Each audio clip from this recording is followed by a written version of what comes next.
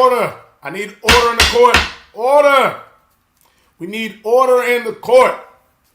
DP is back. We had a lot of great feedback, engagement from the last one that I talked about, Nick Saban and his not his mama, his wife, talking about NIL. I love the engagement. I love the feedback. I love the opinions. Even if you don't know what you're talking about, it's cool. Keep on talking your stuff. But I'm going to go a little further in depth so y'all can understand where I'm coming from when I talk about NIL and athletes getting money and what nonsense the coaches are talking about. Check this out. Right here, I like to, have them sources up so we know right here. Tennessee put cash in McDonald's bags and handed it to recruits, right? Just wanted to show that just for, reference point. So we all know that this happened. That is nothing new. This has happened at a lot of schools. It's happened in the SEC. It's happened in the Big 12. It happens in the ACC, everywhere, right? The bigger the school, the bigger the alumni, the bigger the pot and everything else. Now check this out. When this was happening, when allegedly, well, not for them because they got caught doing it, but allegedly when Nick Saban or Georgia might have been giving a player some money, guess what? It was hush hush, here's your bread, pull up on Bama, pull up on Georgia. Now check this out. If I'm a player back in the day and Nick Saban, Kirby Smart, it don't matter, whoever, Mark Mangino gives me $30,000. I can't say nothing because I'm going to be ineligible if I get found out to have taken money. So what does that give the coach? Leverage. Why does it give him leverage? Not that he's going to tell on you because they would get in trouble too. But they know if I give you 30, DP really can't go to his teammates saying, hey, what did you get? What did you get? What did you get? And negotiate a bigger bag. Well, you gave JT 70, coach, I want 70. Well, you gave Zach 80, I want 80. You couldn't do that because if you go to a player, let's say even if I'm on Bama and I got 100,000, I can't be like, hey, bro, what did you get? What did you get? Because I run the risk of going to somebody that didn't get a bag, and then they could tell somebody else and it could get around. So there was leverage there by the coach because you really couldn't do it out in the open. So therefore, players couldn't negotiate what they felt, like it was worth for them to come to this school. There has never been a time that a high school athlete and a high school parent of that athlete didn't want to change their kid's life and trajectory. So therefore, back in the day, the elite of the elite of the elite, they were getting money under the table. The problem now for these coaches is it's more across the board. You didn't mind working with 4 or 5 guys asking you for that bread. Now you don't want the 60 to 85, depending on how good your team is, asking you for that bread. But back in the day, if I know DP can't really go ask JT and JT can't go ask Zach and Zach can't go ask them, I'll give them back and they're out of my hair, right?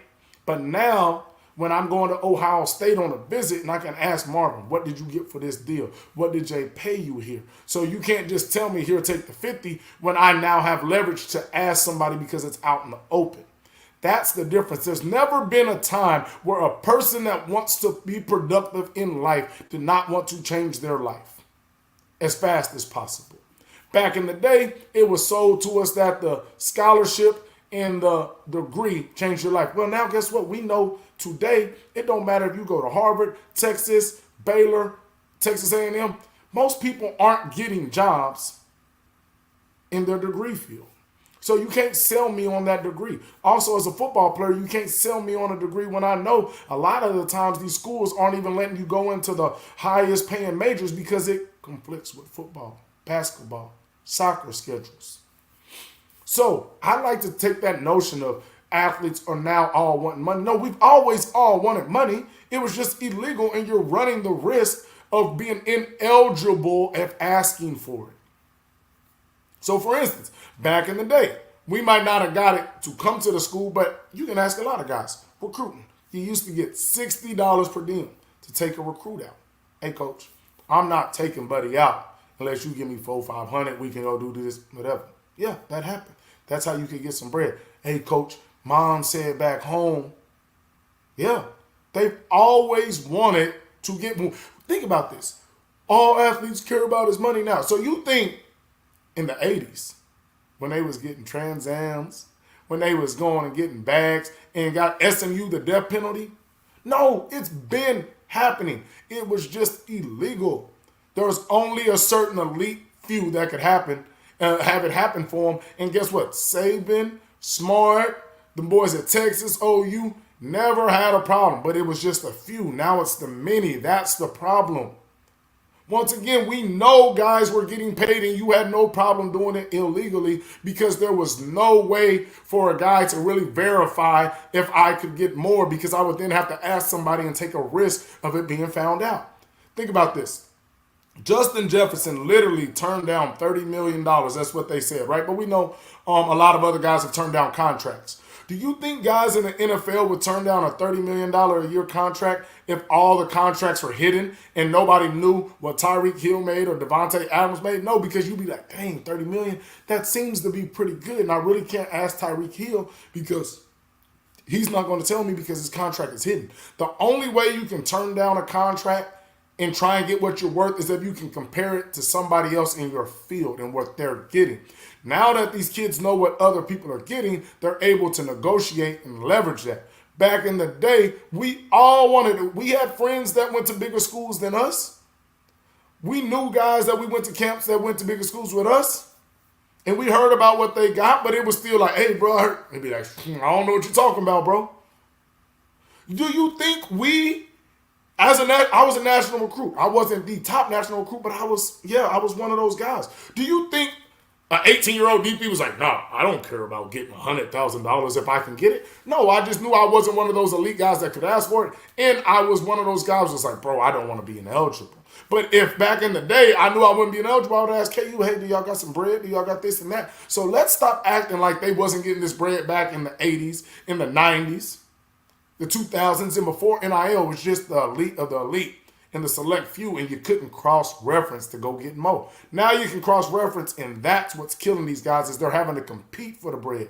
Literally, think about this. If Alabama told a kid, we got $25,000 for you, you ain't just going to like willingly go over to Georgia or Michigan and be like, hey, Alabama offered me 25, because then they can go report. Like there's a lot of things that went into it back in the day. So the schools had the leverage, and guess what? The ineligibility factor had the leverage as well, because the player is going to become ineligible. The school is going to get a slap on the wrist. So I wanted to put that out there. We got to stop acting like all of a sudden guys just started wanting money. How you think SMU got the death penalty, bruh? Boys been wanting money. The thing was, it was just easier for the schools to do because you couldn't cross-reference and negotiate. Now that I know what guys are getting because it's legal and I can ask somebody, I'm going to ask for it. Once again, do you think back in 2000, college athletes was like, nope, I just love the game so much, I wouldn't want no money if I could get it? Bro, if they could get it in 95, 96, 97, we would be in the exact same situation back then as we're in now. You just couldn't do it up front, and it was a lot easier for coaches to hide it and kind of be like, hey, bro, don't tell nobody because you know you can be ineligible. Now you can't do that to me, coach. So we're going to sit down like men and we're going to run it. There's not a person in this world when they go work for Apple, Google, Amazon that's not saying Apple's offering me 100, Google gave me 150. I'm going to Google. Oh, next year, Amazon offered me $350,000 because I did my thing over here at Google. I'm going over here. Amazon want me back because I did that for a minute. People do it all the time in everyday life because it's collegiate athletics and we want our schools and no, bro.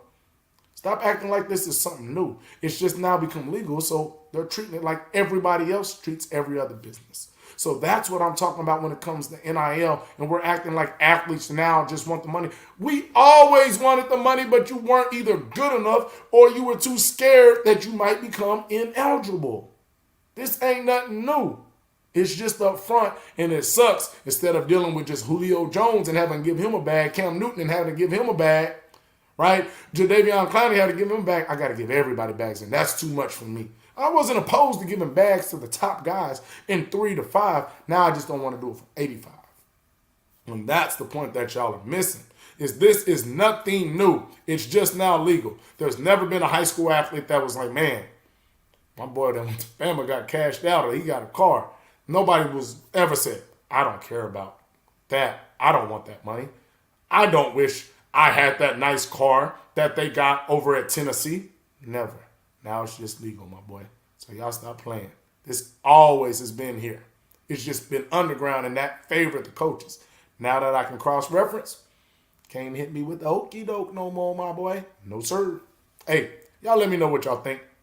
Some of y'all gonna like it, some of y'all ain't. But if you've been there in school and you played at a high level, you know.